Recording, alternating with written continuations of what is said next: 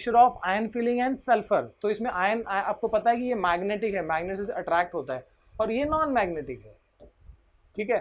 तो इसमें हमने क्या फिजिकल प्रॉपर्टी का डिफरेंस है, मैग्नेटिक नेचर।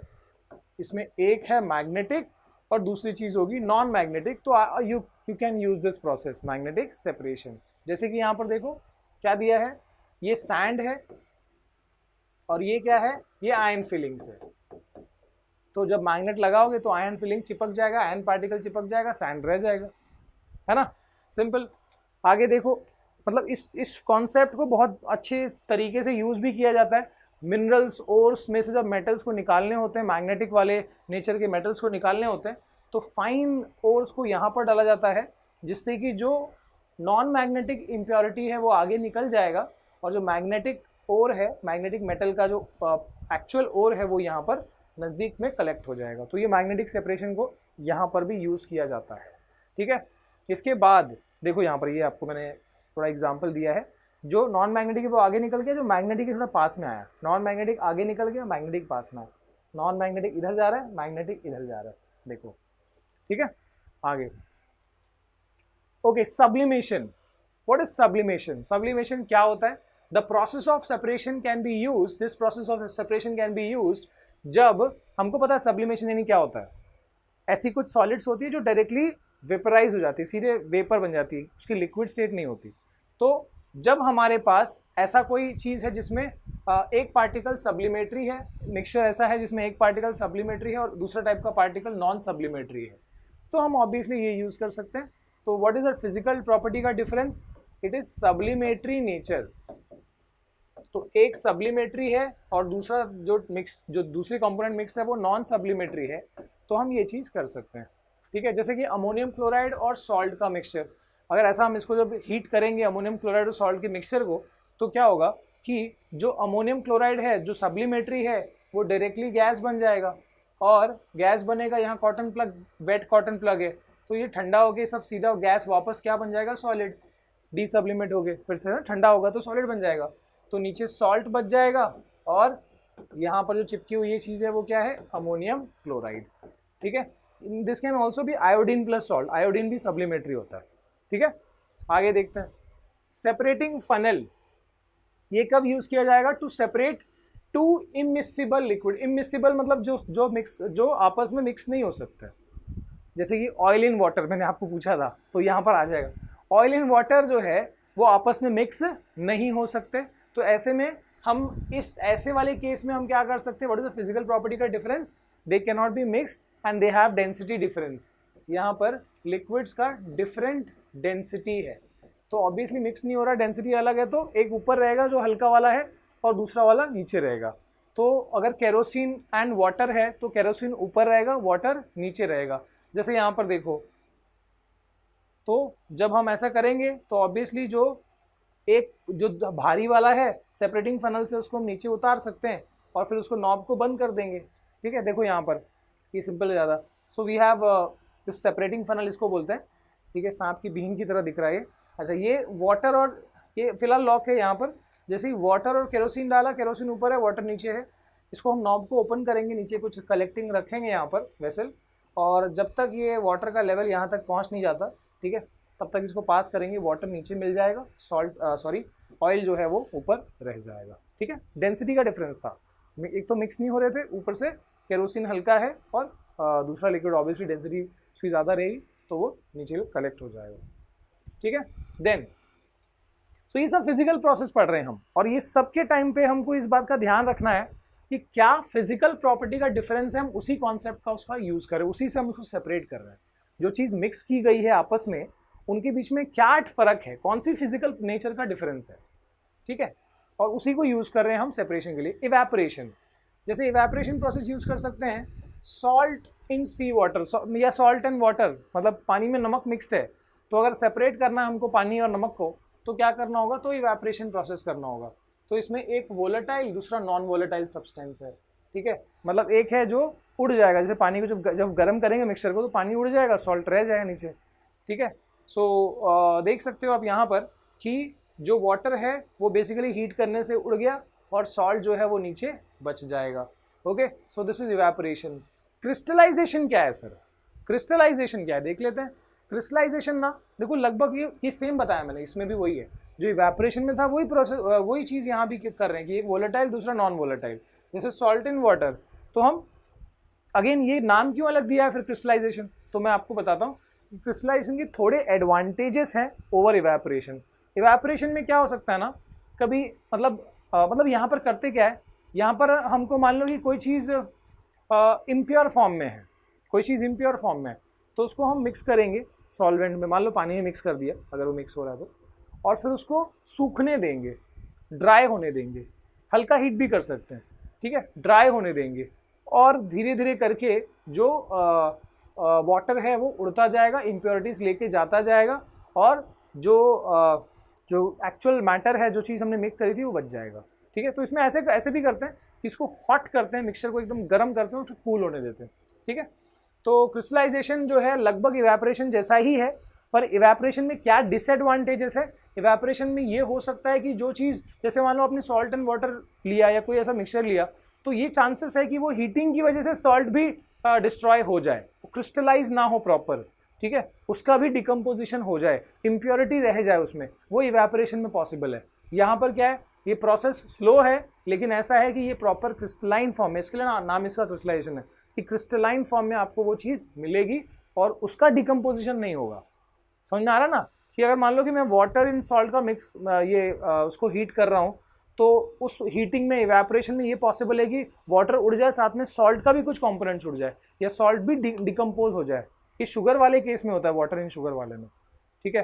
तो ये हम वैसे नहीं कर सकते, मतलब अगर हम चाहते हैं कि प्रॉपर क्रिस्टलाइन फॉर्म में वो जो चीज़ है वो मिले, वो सॉल्ट हमको मिले, तो हम क्रिस्टलाइजेशन प्रोसेस करेंगे। इसमें सॉल्ट का डिकम्पोजिशन, सॉल्ट फर्दर ब्रेक नहीं हो जाएगा, ठीक है।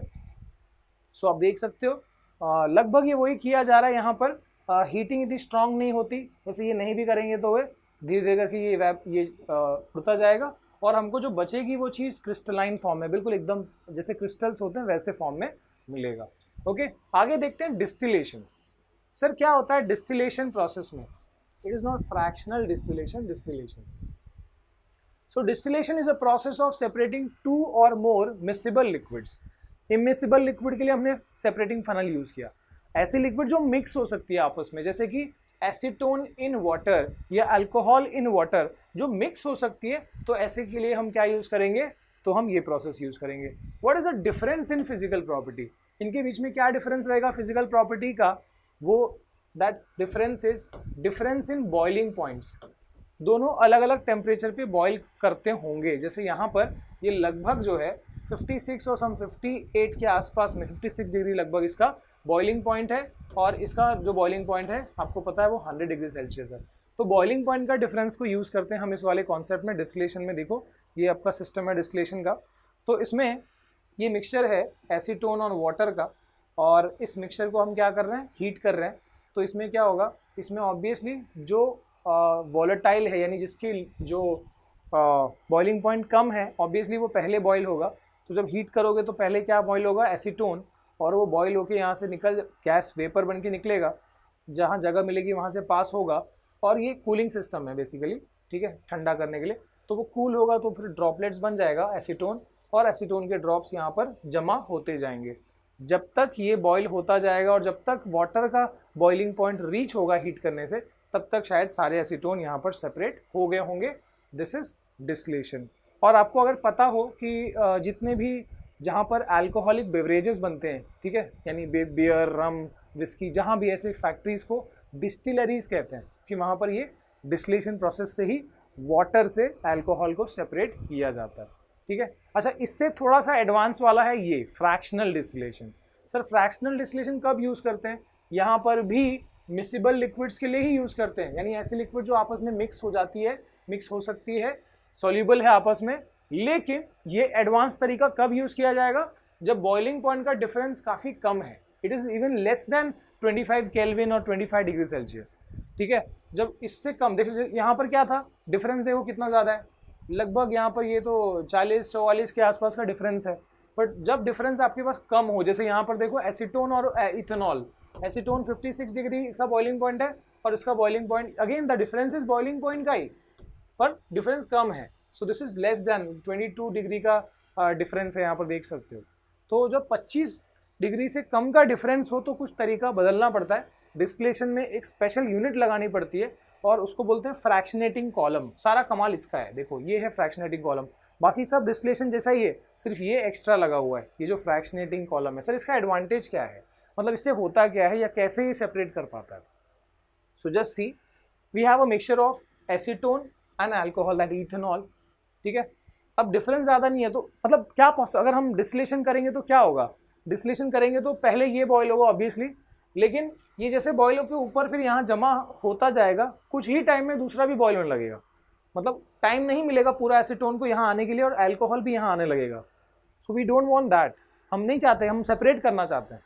सो उसके लिए क्या किया जाएगा बच्चों, यहाँ पर देखो। So when we heat this, अब इसको हम हीट करेंगे तो ऑब्वियसली एसीटोन पहले निकलेगा क्योंकि उसका बॉइलिंग पॉइंट कम है, तो पहले वो बॉयल होगा, पहले वो ऊपर जाएगा, वेपर बनेगा, और क्योंकि उसकी बॉइलिंग पॉइंट आ गई है, देखो अब ये फ्रैक्शनेटिंग कॉलम कुछ एक्स्ट्रा नहीं होता, मतलब ये सिर्फ मान लो कि कैल्शियम कार्बोनेट के टुकड़े हैं, ठीक है, जिससे क्या हो रहा है, जिससे गैस को मुश्किल होगी, एफर्ट लगाना होगा यहाँ से निकलने के लिए। अगर गैस के पास ताकत होगी तो यहाँ से निकल पाएगा, और यहाँ से फिर ऑब्वियसली जो आगे का प्रोसेस है वो सेम है, ठंडा होकर इधर ड्रॉपलेट एसीटोन के कलेक्ट होते जाएंगे। लेकिन सर अब ये इसका फ़ायदा क्या है, देखो कि जब एसीटोन का बॉइलिंग पॉइंट आ चुका है 56, तो वो तो धड़ल्ले से यहाँ जा रहा है, उसके पास फुल ताकत है क्योंकि उसका बॉइलिंग पॉइंट आ चुका है। लेकिन थोड़ा सा हीट होने से थोड़ा अल्कोहल उड़ने लगा, अल्कोहल या इथेनॉल जो आने लगा, तो अल्कोहल का बॉइलिंग पॉइंट आया नहीं है। अल्कोहल का बॉइलिंग मान लो 56 से थोड़ा ज़्यादा हो गया मान लो टेम्परेचर, तो अल्कोहल बॉयल नहीं हो रहा, अभी 60 पे अल्कोहल बॉयल नहीं हो रहा, अल्कोहल तो अभी हल्का हल्का उड़ना आना शुरू हुआ है, ठीक है। तो अल्कोहल के पार्टिकल्स के पास, वेपर्स के पास इतनी ताकत नहीं होगी क्योंकि उसका बॉइलिंग पॉइंट नहीं आया है, इसलिए वो क्या करेगा, थोड़ा बहुत ऊपर आएगा, कोशिश करेगा, लेकिन इतना मुश्किल से वो निकल नहीं पाएगा। एनर्जी होती तब निकल पाता, उसकी बॉइलिंग पॉइंट होती तब निकल पाता, ये 60 के आसपास थोड़ी जाएगा, तो उसकी एनर्जी कम है तो वापस यहीं से ठंडा होकर यहीं से टपक जाएगा। लेकिन एसीटोन क्यों पास हो पा रहा है, क्योंकि एसीटोन की बॉइलिंग पॉइंट आ चुकी है, तो एसीटोन के पास, उनके गैस के पास पूरी ताकत है और वो एनर्जी से यहाँ जा पा रहा है। So this fractionating column is doing that कि भाई जो पार्टिकल्स के पास एनर्जी होगी वही मुझसे पास हो पाएगा, ताकत से निकल पाएगा, ठीक है, और यहाँ से जा पाएगा, ठीक है। पत्थर के टुकड़े मान लो, और क्या, छोटे छोटे पत्थर के टुकड़े हैं। ओके, आगे क्रोमैटोग्राफी। ये क्रोमा शब्द का मतलब ना कलर होता है, इस क्रोमा शब्द का मतलब होता है कलर, तो क्रोमैटोग्राफी मतलब ग्राफी यानी स्टडी। सो ये कलर से रिलेटेड स्टडी। अब क्या है यहाँ पर देखो, this is used to separate solutes that can dissolve in the same solvent, ठीक है। एक ही सॉल्वेंट में एक से ज़्यादा सॉल्यूट डिजॉल्व हो गए हैं, ठीक है। या स्पेशली ये कब यूज़ किया जाता है कि जो डाई है, डाई जैसे हेयर डाई हो गया, कपड़ों को कलर करने के लिए डाई यूज़ करते हैं, तो वो भी एक से ज़्यादा कलर से बना हुआ है, तो उसके अंदर क्या क्या कलर्स मिक्स है कैसे पता लगाएंगे। So that is done using chromatography, ठीक है। तो यहाँ पर क्या है, दिस इज ऑल, ये मेन डिफरेंस क्या है, मेन जो अलग अलग कंपोनेंट्स मिक्स्ड हैं उसके अंदर, डाई के अंदर जो अलग अलग कलर मिक्स है उनकी सॉल्युबिलिटी अलग होती है। तो यहाँ पर डिफरेंस इनका किस में आता है, सॉल्युबिलिटी का। सर सॉल्युबिलिटी मतलब क्या होता है, सॉल्युबिलिटी का मतलब होता है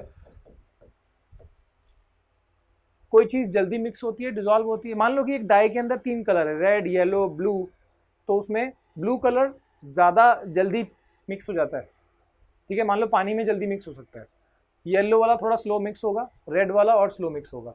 तो सॉल्युबिलिटी का डिफरेंस यहाँ पर रहता है। And this can also be of course use to check drug in blood में जो कोई भी ड्रग कौन सा केमिकल है वो पता लगाया जा सकता है। कैसे करते हैं देखो, क्रोमैटोग्राफी का टेक्निक देख लो यहाँ पर। सो जैसे ये पेपर लगाया यहाँ पर, और इस पेपर में अब थोड़ा देखना है यहाँ पर, फिर मैं आपको एक्सप्लेन करता हूँ कि पानी में डिप किया गया है और वो डाई यहाँ पर लगा हुआ है, तो पानी जब ऊपर जा रहा है, अब्जॉर्ब हो रहा है, तो देखो अलग अलग कलर जो है, देखो अब यहाँ पर वाइट पेपर जो हमने डाला यहाँ पानी में, ठीक है, वो पेपर अब्जॉर्ब कर रहा है, ठीक है, ऐसा पेपर जो अब्जॉर्ब कर सके, ऐसा वाला पेपर यहाँ है, और इधर डाई लगा हुआ है। तो क्या हो रहा है, धीरे धीरे करके जो कलर है, जो कलर जल्दी मिक्स हो सकता है वो पहले मिक्स हो गया, जो थोड़ा स्लो मिक्स हो रहा है वो बाद में मिक्स हुआ, और जिसकी सॉल्युबिलिटी सबसे कम है वो नीचे मिक्स हुआ। तो आप देख सकते हो कि सॉल्युबिलिटी पे पूरा खेल है। मैं यहाँ दिखाता हूँ आपको, ठीक है, कि हमने लिया पानी, हमने लिया वाटर, हमने लिया एक पेपर, ठीक है, अब्जॉर्बिंग, जो अच्छा अब्जॉर्बिंग एबिलिटी है जिसकी, पेपर पानी को अब्जॉर्ब कर सके ऐसा, उस पर हमने क्या डाल दिया, उस पर हमने डाल दिया डाई। डाई में मान लो अलग अलग कलर है, ठीक है, मान लो उसमें ब्लैक है, रेड है, ऑरेंज है, येलो है, ठीक है, तो सबकी अपनी अपनी सॉलिबिलिटी है। अब ये इसको हम जब यहाँ डालेंगे, डिप करेंगे, मान लो वो ड्रॉप इधर है डाई का, तो क्या होगा कि ये पानी अब्जॉर्ब करेगा और पानी अब्जॉर्ब करता हुआ पानी ऊपर चढ़ता जाएगा। अब क्या होगा, जो वो पानी है जो ऊपर जा रहा है वो धीरे धीरे इसके अंदर की चीज़ों को मिक्स करते जाएगा। मतलब जो कलर ज़्यादा जल्दी, जिसकी सॉलिबिलिटी हाई है, जो जल्दी मिक्स हो सकता है, वो पहले ही मिक्स होकर ऊपर जाने लगेगा, देखो यहाँ पर। और जो जो थोड़ा स्लो मिक्स हुआ उसका कलर नीचे, उसका शेड सेकंड आएगा। देखो मैं यहाँ पर आपको इसको मिटा के दिखाता हूँ, देखो जो पहले मिक्स हुआ वो ऊपर है, जिसकी सॉलिबिलिटी थोड़ी कम है वो नीचे है, जिसकी और कम है वो नीचे है, जिसकी और कम है वो और नीचे है। सो बेस्ड ऑन सॉलिबिलिटी यहाँ पर अलग अलग कंपोनेंट हमको यहाँ पकड़ में आ जाएंगे, ठीक है। सो ये हो गया अपना chromatography. Then coming to centrifugation.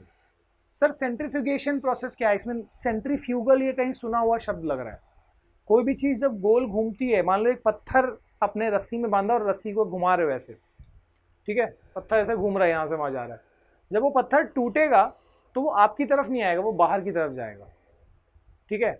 So what is that, वो जिस फोर्स की वजह से बाहर गया, that is called centrifugal force, जो हमेशा उस पार्टिकल को दूर की तरफ ढकेलने की टेंडेंसी रखती है। सेंट्रीपिटल फोर्स, हम जो खींच रहे हैं उसको, वो सेंट्रीपिटल फोर्स है, लगातार अंदर की तरफ लग रहा है। सेंट्रीफ्यूगल फोर्स वो बैलेंसिंग फोर्स होता है, रिएक्शन होता है जो उसको दूर ले जाता है, ठीक है। तो अब थोड़ा देखते हैं यहाँ पर centrifugal force.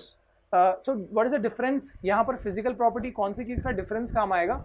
So it will be density. देखना कि अलग अलग पार्टिकल्स की अलग अलग डेंसिटी होती है। मान लो ये सेंट्रीफ्यूगल मशीन है, ठीक है, और इसमें ऐसे टेस्ट ट्यूब लगे हैं, टेस्ट ट्यूब होल्डर है, टेस्ट ट्यूब लगे हैं, और इसको हम, यहाँ पर एक हैंडल है, मान लो इसको हम घुमाएंगे ना, तो ये टेस्ट ट्यूब ऐसे, ये हैंडल जो है, ये पूरा सिस्टम जो है ये ऐसे घूमेगा, ऐसे घूमेगा और तेज़ी से घूम सकता है।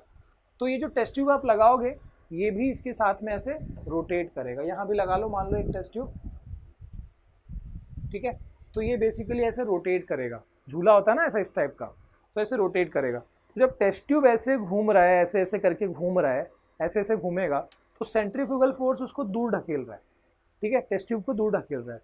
तो इसमें जो भी चीज़ें मिक्स होगी, जो भी चीज़ें इसमें डिजॉल्व, मान लो कि यहाँ पर हम क्या कर रहे हैं, now we are using this to separate components of blood. Blood में अलग अलग कंपोनेंट्स होते हैं, है ना, उसमें प्लाज्मा होता है, प्लेटलेट्स होते हैं, आरबीसी, डब्ल्यूबीसी।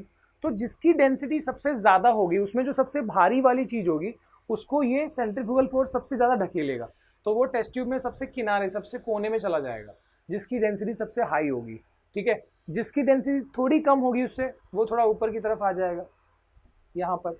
जिसकी डेंसिटी और कम होगी वो और ऊपर की तरफ आ जाएगा। सो बेस्ड ऑन डेंसिटी का डिफरेंस यहाँ पर हम ब्लड के अलग अलग कंपोनेंट्स को सेपरेट कर पाएंगे by the process of centrifugation. अब ये आपने पैथोलॉजी लैब में, जो मैं यहाँ दिखाने जा रहा हूँ, ये पैथोलॉजी लैब में आपने इस तरह की मशीन देखी होगी। देखो ये टेस्ट ट्यूब या जो ब्लड का जो सैंपल है वो डाल दिया है, और सेंट्रीफ्यूगल मशीन जो है, सेंट्रीफ्यूगल मशीन जो है उसको वो घुमा रहा है, सेंट्रीफ्यूज बोलते हैं इसको, ठीक है। तो इसकी हाई स्पीड से क्या होएगा, ब्लड के सारे को, ये टेस्ट ट्यूब ऐसे हो गई, ब्लड के सारे कंपोनेंट जो है अलग हो जाएंगे, सबसे भारी वाला कंपोनेंट सबसे नीचे की तरफ आ जाएगा, ठीक है। सो this is centrifugation and 10 process तो हमने कर लिए भाई। अब यहाँ पर देखते हैं how will you separate mixture of. अब देखो ये क्या कर दिया यार मैंने, सॉल्ट है, सैंड है, अमोनियम क्लोराइड है, आयरन फिलिंग्स है, वाटर है, इन सबको अलग करना है। कैसे करेंगे? इन सबको अलग करना है। तो आप यहाँ पर मुझे ना स्टेप्स बताओगे। जैसे मैं आपको एक स्टेप बता देता हूँ कि ये सब चीज़ें मान लो एक जगह मिक्स्ड है, तो मैं सबसे पहले क्या करूँगा, मैं सबसे पहले I use a filtration process, filter paper use करूँगा और इस चीज़ को पास कर दूँगा। तो इस चीज़ को पास करूँगा तो नीचे की तरफ क्या निकलेगा, नीचे की तरफ सिर्फ salt plus water, salt solution, क्योंकि सॉल्ट तो मिक्स हो जाता है उसमें, सॉल्ट सोल्यूशन मिल जाएगा। और ऊपर क्या बचेगा, ऊपर बचेगा यहाँ पर फिल्ट्रेट, यहाँ पर जो बचेगा sand plus ammonium chloride plus iron filings, ठीक है। तो पहला स्टेप मैंने बता दिया, फिल्ट्रेशन। दूसरा स्टेप क्या होगा और आगे के स्टेप्स क्या होंगे वो आप बताओगे, कैसे कैसे सब चीज़ों को अलग करोगे वो मुझे आप कमेंट सेक्शन में बताओगे, ठीक है। आगे देखते हैं गाइस। अब ये थोड़ा सा एडिशनल आपको दिया हुआ है, बस पिक्चर थोड़ा सा हल्का फुल्का यहाँ एक्सप्लेन किया गया है, but again this is not going to come in exam, but ठीक है आप थोड़ा समझ लो इसको, स्कूल एग्जाम्स में से नहीं आते कि हम जो एयर के जो कंपोनेंट्स हैं, हवा में जो भी कंपोनेंट्स है, एयर में नाइट्रोजन है ज़्यादा अमाउंट में जो प्रेजेंट है वो बता रहा हूँ, कार्बन ऑक्सीजन है, ठीक है, वी हैव आर्गन गैस, ठीक है, we even have carbon dioxide. तो ये जो मेन कंपोनेंट्स है एयर के, तो इसको अलग अलग करना है, सेपरेट करना है, तो कैसे किया जा सकता है। तो यहाँ पर देखो एयर सेंड किया गया, अब ये सिस्टम देखो कैसा है पूरा, वी आपको डीप में नहीं जाना पर बता दे रहा हूँ, यहाँ से एयर गया अंदर, ये कंप्रेसर है जो एयर को कंप्रेस कर देगा, एयर अंडर प्रेशर, कंप्रेस हुआ एयर, ठीक है, और कंप्रेस करने से ये ठंडा पड़ जाता है, टेम्परेचर इसका काफ़ी कम हो जाएगा, ठीक है। इसको अब बेसिकली यहाँ पर फिर भी इतना ठंडा नहीं हुआ, ठीक है, प्रेशराइज किया है, इसको कंप्रेस किया गया ताकि ये लिक्विफाई हो जाए।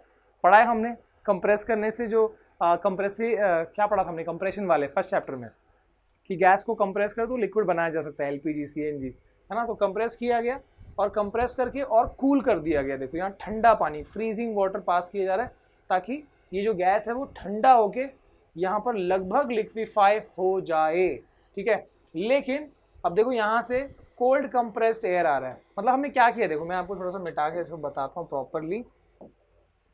यहाँ से एयर गया, कंप्रेस किया, प्रेशराइज कर दिया, ठीक है, यहाँ पर उसको इस सिस्टम में और ठंडा किया गया उसको, तो समझो जो अब एयर आ रहा है वो कैसा है, it is cold compressed air, compressed cold air, ठीक है। और यहाँ से पास होते हुए अब कार्बन डाइऑक्साइड ड्राई आइस के फॉर्म में निकल जाएगा, क्योंकि जब कार्बन डाइऑक्साइड फ्रीज होता है तो आपको पता है कि वो क्योंकि सब्लिमेटरी है, डायरेक्टली गैस से वो सॉलिड फॉर्म में आ जाएगा, ड्राई आइस के फॉर्म में यहाँ सेपरेट कर दिया जाएगा सेपरेटर से, एंड देन बचा हुआ जो चीज़ है, मतलब CO2 तो अलग हो गया यहाँ पर, अब नाइट्रोजन है, ऑक्सीजन है, आर्गन है, ठीक है। तो वो जो अब लिक्विड एयर है, ठीक है, अब जो लिक्विड, क्योंकि CO2 तो सॉलिड बन गया, वो निकल गया, लिक्विड एयर है वो यहाँ से एक्सपेंशन जेट से पास किया जाएगा, स्प्रे किया जाएगा, जिससे कि जो हल्का नाइट्रोजन है और आर्गन है वो निकल जाएंगे यहाँ से अलग अलग आउटलेट से, ठीक है। सबसे ऊपर नाइट्रोजन निकल गया, फिर आर्गन, ये सब डेंसिटी पे डिफरेंस है। उसके बाद में जो लिक्विड क्या बचा, ऑक्सीजन, मेन तो यही गैसेस होता है ना, ऑक्सीजन, लिक्विड ऑक्सीजन यहाँ कलेक्ट कर लिया गया। सो यहाँ से CO2, यहाँ नाइट्रोजन, यहाँ आर्गन। इसके डेप्थ में इतना नहीं जाना है, बट ठीक है मैंने आपको इसको बता दिया। एंड एक और दिया हुआ है आपको, एक और कौन सा दिया है सर, ये वाला, पानी का प्यूरिफिकेशन सिस्टम ऑफ वाटर, ठीक है। तो मेनली ये सेडिमेंटेशन वाले टेक्निक से किया है, जैसे ये वाटर रिजर्वायर है, यहाँ से सेडिमेंटेशन टैंक है, जिससे क्या होएगा, टू अलाउ सॉलिड्स सेटल, तो यहाँ जो भी पानी के अंदर जो बड़े बड़े सॉलिड पार्टिकल्स होंगे वो सेटल हो जाएंगे, और यहाँ जब रेज होगा तो जो पानी है विथ लिटिल इम्प्योरिटी वो पास होगा, और फिर ये लोडिंग टैंक कहते हैं। इसमें क्या होता है, टू सेडिमेंट सस्पेंडेड पार्टिकल, जो बहुत छोटे पार्टिकल्स होंगे वो यहाँ पर मतलब रुक जाएंगे, सेडिमेंट हो जाएंगे, यानी नीचे सेटल हो जाएंगे, और जो अब आगे जो यहाँ पास होके जब ये वाटर जा रहा है उसको भी फर्दर यहाँ पर देखो, ये फाइन सैंड, ये ग्रेवल और ये कोर्स ग्रेवल, तो ये प्रॉपर फिल्ट्रेशन होके यहाँ से फिल्टर्ड वाटर जाएगा, और ये फिल्टर्ड वाटर में अभी भी जर्म्स हो सकते हैं, तो उसको मारने के लिए क्लोरीन गैस यूज़ किया जाएगा, और क्लोरीन गैस से वो जब जर्म्स मर जाएंगे उसके बाद ये पानी हमारे घरों तक पास कर दिया जाएगा। ओके गाइस, तो इसी के साथ हमारा ये वाला चैप्टर हो चुका है, बट फिर भी मैं चाहूँगा कि आप एक बार टेक्स्ट बुक से गो थ्रू करिएगा और इन टेक्स्ट और एक्सरसाइज क्वेश्चंस को सॉल्व करना ज़रूर, ठीक है, एंड बताना कि आपको कितने क्वेश्चंस आ गए और कितनी कंसेप्ट आ गई, ठीक है, ज़रूर कमेंट सेक्शन में बताइएगा। Thank you for watching guys, see you again next time, bye bye.